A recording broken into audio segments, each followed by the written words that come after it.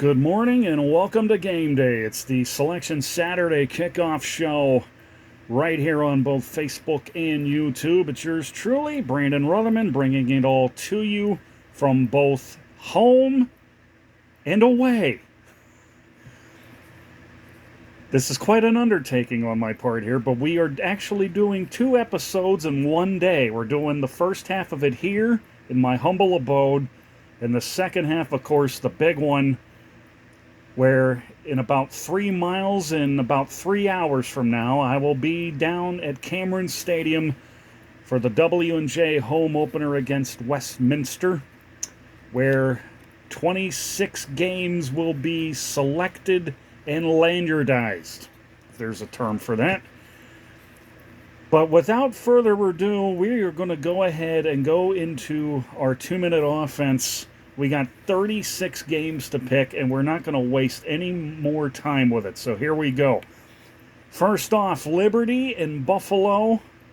Going with Liberty on the road. And yes, by the way, we're going to do all these picks with helmets. We don't want to leave these guys out to dry. Makes all the sense in the world. It's a very good consolation prize.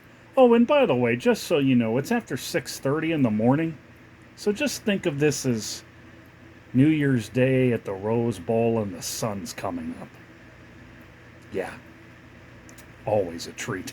Anyway, moving right along. Iowa State is at Ohio today. This is a very odd non-conference matchup. Normally, it would work the other way around with a Mid-American Conference team going to a major conference team and taking the money and going back to their mid-conference home. Not anymore. After watching Iowa State last week, they looked lost against Iowa. And I don't think a rebound is in the cards for them. I'm going to go with Ohio. I almost said Ohio.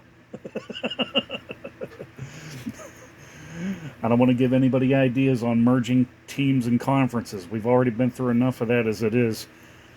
Meanwhile, Wake Forest is at Old Dominion. Another case where a mid-major conference team is hosting a major conference team. And in this instance, I got to play my cards right and go with Wake. Even though Old Dominion is not that bad of a team, I'm quick to remind myself they lost to Virginia Tech 2 weeks ago. Kansas State and Missouri. I think they call it the border war, do they not? Or is that another rivalry? No, it can't be the border war because they're both in Missouri. There is a border war out there. I do know that. But Kansas State, Missouri, win one for the Big 12, will you please? I'm taking K-State. Utah is hosting Weber State, a special Selection Saturday kickoff show. Welcome to Weber State, one of, I think, 3 or 4 FCS schools that have never been picked on any show that I've ever done. They're all here, and this is the first one. So Weber State, who I believe was in the FCS playoffs last year, are about to get run over by the Utes. Regardless of who's playing quarterback, it will be Utah's day. That I can say wholeheartedly. Eastern Michigan is hosting UMass. Gotta go with the easy E. Eastern Michigan looking to perhaps go to I think it's their 3rd straight bowl game. I don't know if they're on courses yet, but it's a work in progress. New Mexico State and New Mexico. New Mexico's got that great stadium with that great desert-like backdrop down in Albuquerque. The only problem down there is their coach is on the hot seat. New Mexico State, meanwhile, as long as Diego Pavia is running the show down there, they got a chance. So I'm going to go with the Aggies, even though I do like the Lobos Stadium. You watch the New Mexico Bowl, you'll see what I mean. Meanwhile,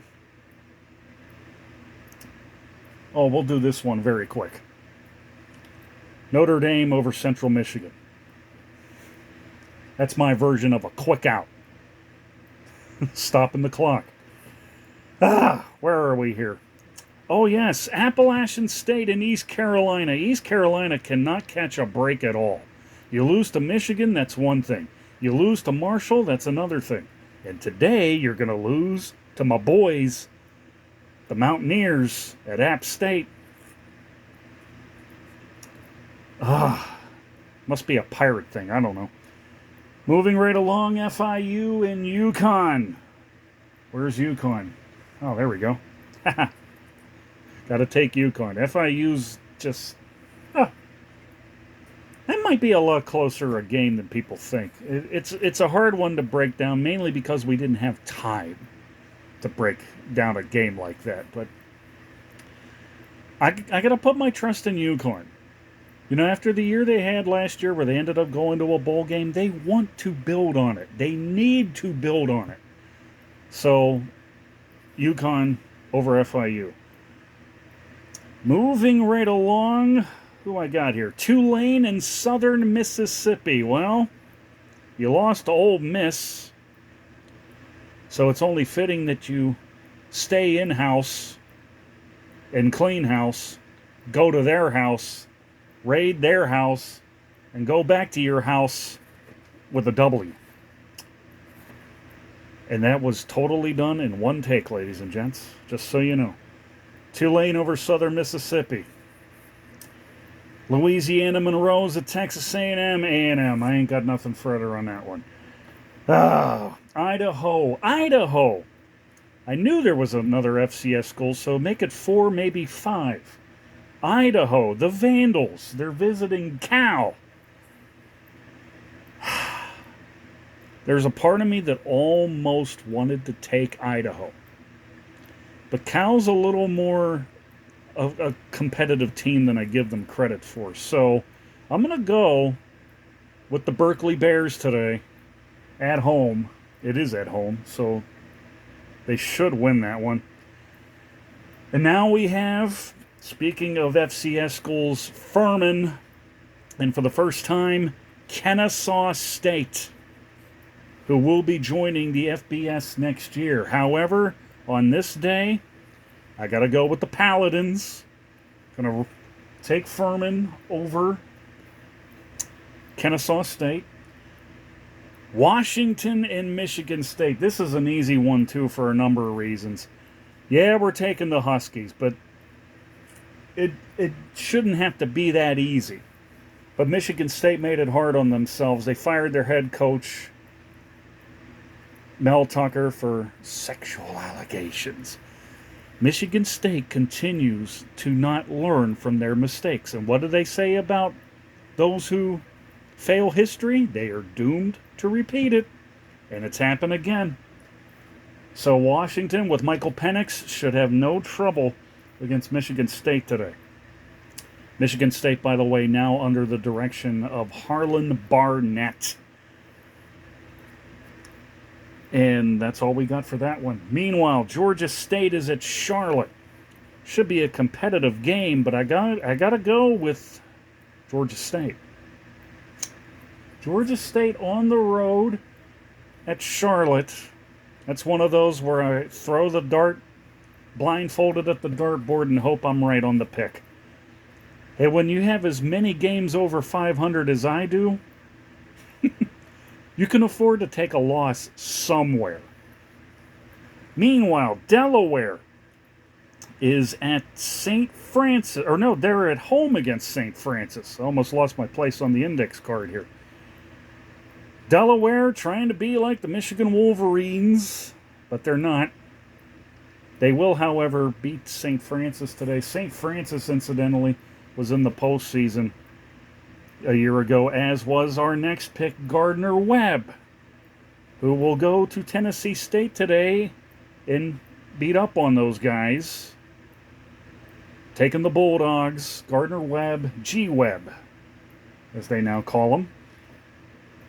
Which now leaves us with Villanova, who we have picked a time or two in the past, taking on UCF. Well, don't think we're going to pick Nova in that regard. So there's UCF over Villanova. Miami of Ohio at Cincinnati. Somebody's wearing red today. I'm thinking it's Cincinnati. If it were up to me, I would have them rock the reds and have Miami of Ohio rock the whites. It's the only way to be. But this is not their primary helmet color, by the way. Cincinnati, with all the catitude in the world, can wear whatever the heck they want. Whether it's black, whether it's white, whether it's red. And they don't overkill the color scheme in any way, shape, or form. They are very much in good hands, I think, both off the field as they are on it. So, Cincinnati over Miami of Ohio. Kentucky hosting Akron. Akron actually won a game last week, I believe. I don't remember who they beat, and I don't know if they remember it either. So you know what? Gotta take Kentucky. San Jose State and Toledo. Well, initially I was going to rock both of their helmets, both of their yellow helmets, but we only had to pick one. So San Jose State hasn't done very well out of the block. Toledo, meanwhile, I'm putting my trust in this week. So I'm going to go with Toledo over San Jose State. Stony Brook. Fresh off of their loss to Rhode Island a week ago, are visiting Arkansas State. Arkansas State,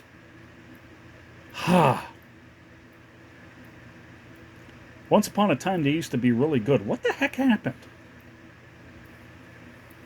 I'm calling an upset here. I'm going to go with Stony Brook. We're going to see, with all the realignment that's going to take place in the next couple of years, you're going to see a lot of these FCS schools, like a Kennesaw State, join the fray of the major conferences. It's just a question of where. I'd be hard pressed to try to figure out where a lot of these schools would actually go. But anyway, we have Stony Brook in an upset over Arkansas State. Meanwhile, another FCS school, Samford, the Bulldogs. They're taking on Auburn today. Sorry. Auburn should win that one. They should, but there's a problem here. Auburn they beat Cal 14-10. That's not going to fly. If they lose to Samford, they may as well get thrown out of the SEC, but there's too much history there for Auburn not to leave. So, yeah, they're staying put. North Texas and Louisiana Tech. Got to go with the mean green. They're trying so hard to look like Oregon. It's not even funny anymore. Middle Tennessee is hosting Murray State, another FCS school being picked among the non-lanyard games, but not in this instance. Got to go with the Blue Raiders. Got to go with the Blue Raiders. We now have Oklahoma State and South Alabama.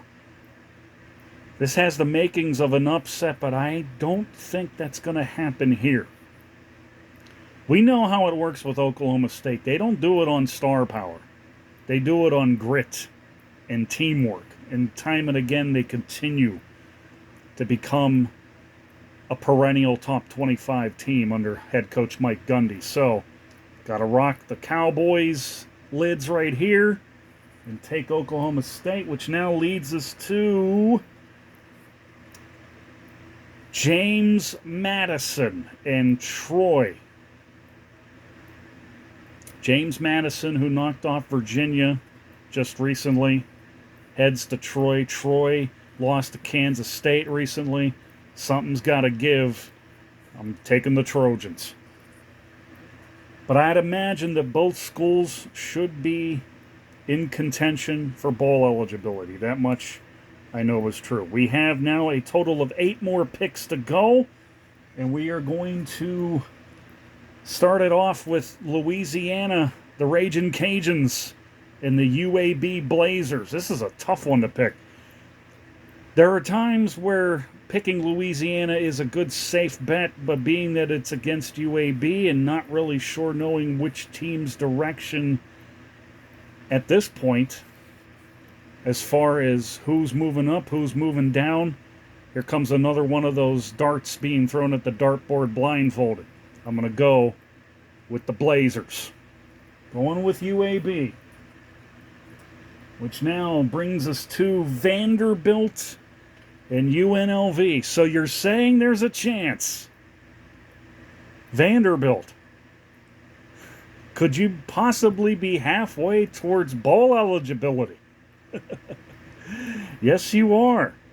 Yes, you are. The only question is, can they get it? With conference play opening up in the not-too-distant future. Can't say that it's going to happen, but I sure wish them the best of luck in their pursuits. One team that you probably will see gaining bowl eligibility, much to my own chagrin, because I can't stand the coach, it's Ole Miss. They got Georgia Tech, and Ole Miss should win that one. Georgia Tech, I like to think, should have some sort of say in their quest for gaining bowl eligibility. But we'll see what happens with the Ramblin' Wreck. Wyoming's at Texas. Do I even have to make a pick here? Wyoming, I love you guys. Give them a good game. Texas, I only have 3 words to say, and it's not horns down, baby. It's all right, all right, all right. Hawaii against Oregon. Well, we're rocking the Oregon colors today, so that should be a no-brainer. And it is. And we're rocking the helmets to go with them, too. These special custom-made Oregon Duck helmets. I think I got about 6 or 7 of those bad boys. Not that in that particular color, but Oregon should be able to beat Hawaii with these. Just save some points for the Colorado game next week. We're going to need them. Now comes perhaps maybe the upset of the weekend. Sacramento State and Stanford. I'm calling it. I am calling it. Sacramento State, an FCS playoff team a year ago. Stanford, who I think is probably still feeling the effects of the fact that they don't have a conference to play in. Or they do, but they're saying goodbye to it, and God only knows what their future is going to be like. Too much of a distraction on the farm. So if I'm Sacramento State, you do what anyone in their right mind would. Cut all the trees down. Sculpt the landscape. It's not going to happen anymore. They're not going to be playing the same teams next year, wherever they end up. I'm not even sure where they are ending up. Is it the ACC? I haven't been watching anything from a sports standpoint, so I'm just completely winging it here. Meanwhile, coming up on 19 minutes here, we got Kansas and Nevada. Rock, chalk, Jayhawk. Should not be a problem there, and we're going to finish it off with Texas, El Paso, and Arizona. Gotta go with Zona. Bear down, baby. Bear down. And that, my friends, takes care of all the non-lanyard selections, which I now suppose could be helmet picks. Not a bad way to go. Non-lanyard just sounds too wordy to me. So from this point on, helmet picks. And we're not talking what they're wearing for their particular games. We're just going with the teams that we believe are going to win. The helmets have in no way have any direct correspondence with that. Used to be, but not anymore. That is going to do it for part 1 We will talk to you live on Facebook later this morning from Cameron Stadium in Washington, Pennsylvania, as W&J has its home opener today against Westminster. Along with that, we have the lanyard selections, 26 in all. Cannot wait to talk to you guys again. So, until then, I'll talk to you in a couple hours. BR signing off for the Selection Saturday Kickoff Show, Part 1. Talk to you soon.